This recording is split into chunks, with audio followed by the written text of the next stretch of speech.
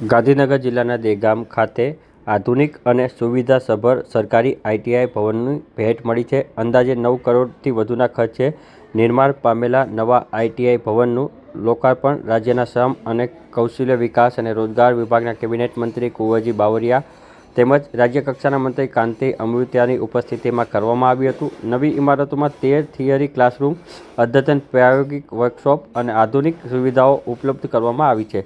કાર્યક્રમ દરમિયાન મંત્રી કુંવરજી બાવળિયાએ જણાવ્યું હતું કે રાજ્ય સરકાર યુવાનોને વૈશ્વિક કક્ષાની રોજગારલક્ષી તાલીમ આપવા માટે પ્રતિબદ્ધ છે અને બદલાતા સમયે અનુરૂપ solar, electrical vehicle, artificial intelligence અને રોબોટિક્સ જેવા નવા ટ્રેડ શરૂ કરવા પર ભાર મૂકવામાં આવશે.